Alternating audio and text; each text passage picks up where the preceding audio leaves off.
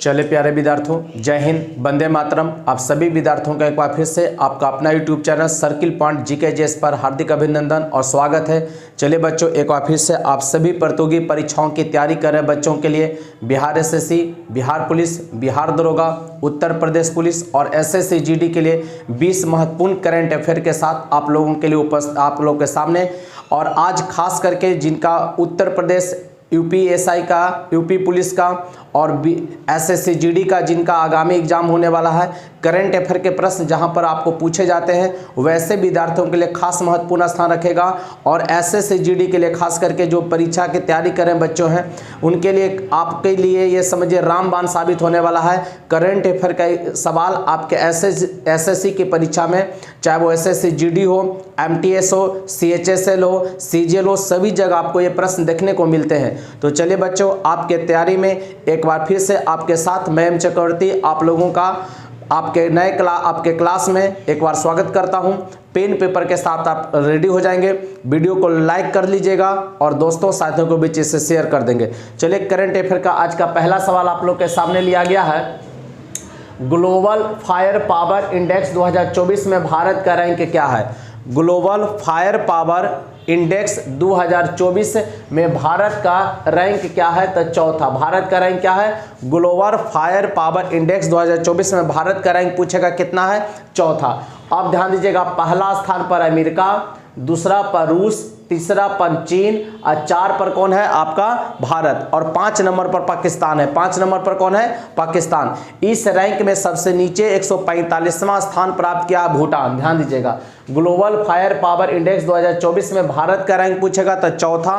पहला नंबर पूछेगा तो आपका अमेरिका है, दूसरा नंबर पर रूस, तीसरा नंबर पर चीन है आपका, चौथा नंबर पर भारत है, 5वां नंबर पूछेगा तो पाकिस्तान का रैंक आता है और सबसे लास्ट रैंक है 145वां नंबर पर भूटान।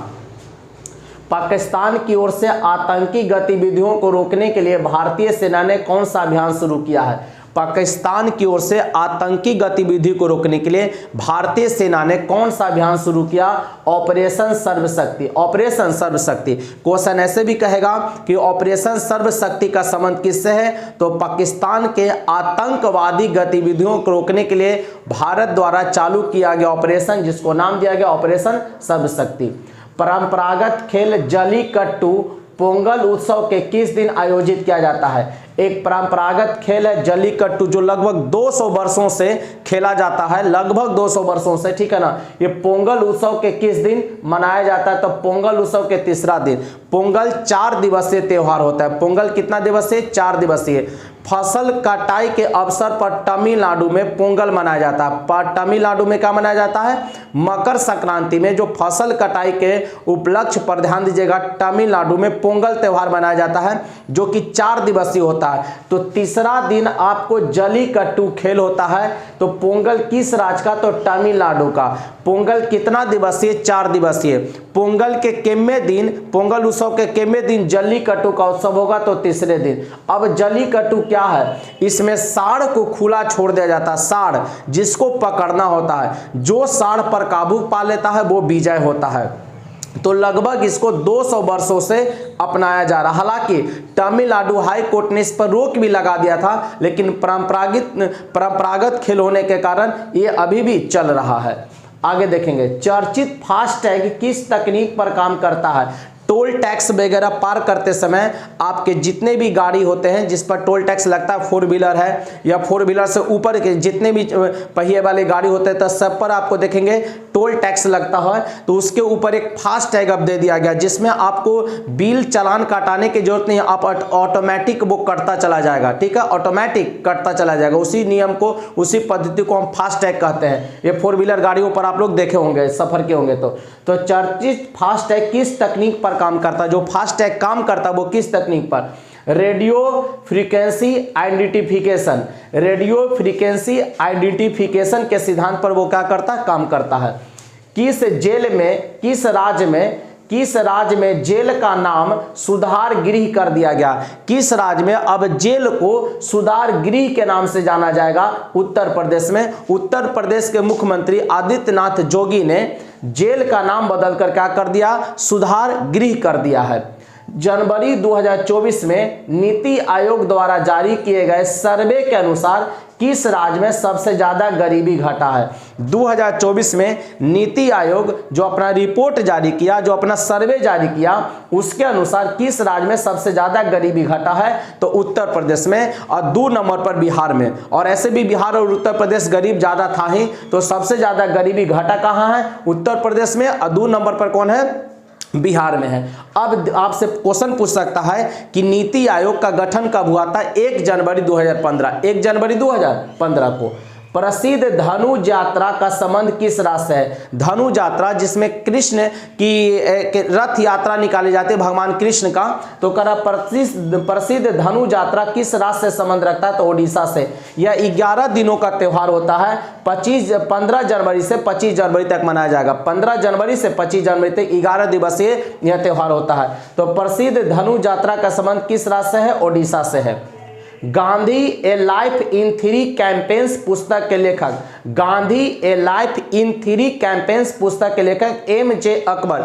एम.जे. अकबर द्वारा लिखा गया यह पुस्तक है। सारे प्रश्न एग्जाम में इंपॉर्टेंट है, खास करके एसएससी जीडी की परीक्षा की जो तैयारी कर रहे हैं बच्चे, और एसएससी के जो भी परीक्षा उनके लिए खास करके महत्वपूर्ण रखेगा। धनु यात्रा आपको मैक्सिमम टाइम पूछा गया है। जल्लीकट्टू, पोंगल उत्सव, ये आपको ऑपरेशन, इस तरीके के सवाल आपको मैक्सिमम देखेंगे। एसएससी जीडी हो, सीजीएल हो, एमटीएस हो, इस सब जगह आते हैं, तो आपको इसको रेगुलर याद रखना पड़ेगा। आरबीआई ने पूर्वोत्तर में कहां पर अपना क्षेत्रीय कार्यालय खोला? आरबीआई ने पूर्वोत्तर भारत में कहां पर अपना क्षेत्रीय कार्यालय खोला? नागालैंड में। कहां खोला? नागालैंड में। आपसे कहेगा कि आरबीआई का गठन कब हुआ? तो 1 अप्रैल 1935 को। इसका राष्ट्रीयकरण कब किया गया? तो 1 जनवरी 1949 को। आरबीआई का मुख्यालय कहां है? तो मुंबई में। आरबीआई में गवर्नर कितने होंगे? तो 1 गवर्नर होंगे और 4 डिप्टी गवर्नर होते हैं। आरबीआई में गवर्नर का संख्या पूछेगा तो 1, और डिप्टी गवर्नर का पूछेगा संख्या तक कितना? 4 होता है। तो आरबीआई ने पूर्वोत्तर भारत में अपना क्षेत्रीय कार्यालय कहां खोला? नागालैंड में। मकराविलकू किस राज्य में मकर संक्रांति पर आयोजित एक वार्षिक उत्सव है? मकराविलकू, ध्यान दीजिएगा, मकर संक्रांति पे ही मकराविलकू किस राज्य में मकर संक्रांति पर आयोजित एक वार्षिक उत्सव, मतलब वर्ष में एक बार मनाया जाता है? केरल में। किस राज्य में? केरल में। यह ध्यान रखिएगा। अगला, 2025 में आयोजित होने वाला 9वां एशियाई शीतकालीन खेल का शुभंकर क्या है? 2025 में आयोजित होगा 9वां एशियाई शीतकालीन खेल। इसका शुभंकर क्या है? बिनबिन तथा नीनी। बिनबिन तथा नीनी। और कहेगा कि 9वां एशियाई शीतकालीन खेल कहां होगा? तो चीन में। 2025 में 9वां एशियाई शीतकालीन खेल कहां होगा? चीन में होगा। इसका आपका शुभंकर क्या है? बिनबिन तथा नीनी। जारी रिपोर्ट के अनुसार वर्ष 2023 में भारत का सबसे प्रदूषित शहर कौन रहा? 2000 रिपोर्ट में जो रिपोर्ट जारी किया गया 2023 में भारत का सबसे प्रदूषित शहर कौन रहा? दिल्ली को पछाड़कर कौन बन गया? बर्नीहाट। सबसे पहले दिल्ली था, लेकिन अब उससे कौन बन गया? बर्नीहाट। ये मेघालय का एक शहर है बर्नीहाट, जो भारत का सबसे प्रदूषित शहर में रहा 2023 में। किस राज्य सरकार ने युवा निधि योजना का शुभारंभ किया है? कर्नाटक। किस राज्य सरकार ने युवा निधि योजना का शुभारंभ किया है? किसने किया? कर्नाटक के द्वारा किया गया। अंतर्राष्ट्रीय पतंग महोत्सव मुख्यतः किस राज्य में मनाया जाता है? अंतर्राष्ट्रीय पतंग महोत्सव मुख्यतः किस राज्य में मनाया जाएगा? गुजरात में। काफी इंपॉर्टेंट है, ध्यान रखिएगा। अंतर्राष्ट्रीय पतंग महोत्सव किस राज्य में? गुजरात में। राष्ट्रीय स्टार्टअप दिवस 2024 कब मनाया गया? राष्ट्रीय स्टार्टअप दिवस 2024 कब मनाया गया? 16 जनवरी को। 16 जनवरी को मनाया गया। अगला आपसे, जनवरी 2024 में सर्वश्रेष्ठ फीफा फुटबॉलर का खिताब किसने जीता? लियोनेल मेसी, जो कि अर्जेंटीना के खिलाड़ी हैं। जनवरी 2024 में सर्वश्रेष्ठ फीफा फुटबॉलर का खिताब कौन जीता? Lionel Messi. कहां के खिलाड़ी? अर्जेंटीना के। 15 जनवरी को भारतीय थल सेना दिवस किसके सम्मान में मनाया जाता है? आप जानते हैं कि प्रत्येक साल 15 जनवरी को थल सेना दिवस मनाया जाता है, तो किनके सम्मान में? General KM. करियप्पा के सम्मान में। General KM. करियप्पा के सम्मान में मनाया जाता है। आपसे क्वेश्चन कर देगा वायुसेना दिवस कब मनाया जाता है? तो 8 अक्टूबर को। वायुसेना दिवस कब मनाएंगे?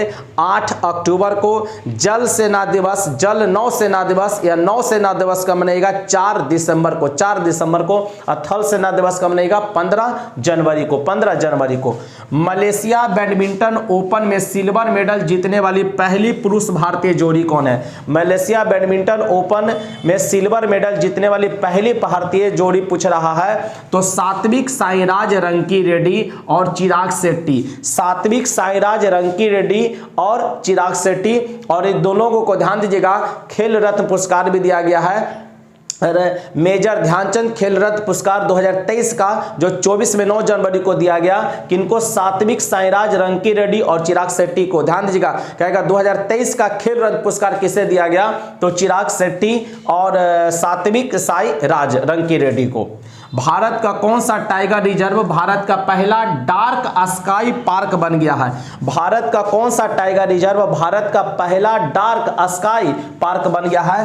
पेंच टाइगर रिजर्व। पेंच टाइगर रिजर्व पूछेगा, पेंच टाइगर रिजर्व कहां है? तो ये महाराष्ट्र और मध्य प्रदेश की सीमा पर है। महाराष्ट्र और मध्य प्रदेश की सीमा पर है।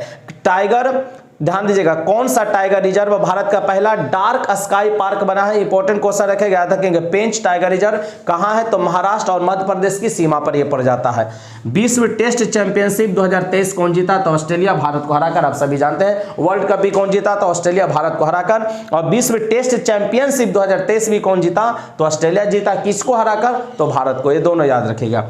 अमचांग वन्यजीव अभयारण्य किस राज्य में है? ध्यान दीजिएगा, अमचांग वन्यजीव अभयारण्य, अमचांग वन्यजीव अभयारण्य किस राज्य में है? तो असम में है प्यारे। किस राज्य में है? असम में। तो बच्चों 20 करंट अफेयर के सवाल आपको हम समाप्त किए आज की क्लास का। ठीक है, ये डोज आप लोग इसे याद कर लीजिएगा, काफी महत्वपूर्ण सवाल है। आप एसएससी जीडी की परीक्षा के लिए एकदम समझिए रामबाण रहेगा। एक क्वेश्चन इसमें से आपको जरूर आना है, तो इसको आप याद कर लीजिए। हम लोग मिलेंगे कल नए टॉपिक के साथ। आज के लिए इतना ही, तब तक आप इसे याद कीजिए और अपनी नौकरी की तैयारी जी तौर से करते रहिए। जी जान लगा दीजिए बच्चों, क्योंकि सरकारी नौकरी आपके लिए काफ़ी महत्वपूर्ण स्थान रखता है आपके जीवन में। तो चलिए कल मिलेंगे नए टॉपिक के साथ, तब तक के लिए जय हिंद, जय Bharat, best of luck, Vande Mataram.